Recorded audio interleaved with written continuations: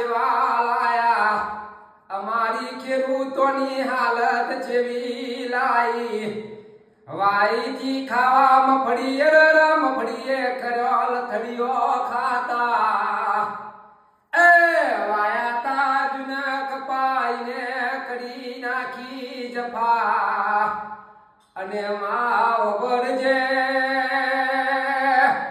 કેવાયો તો રાયડો જીને કરી નાખ્યા રોતા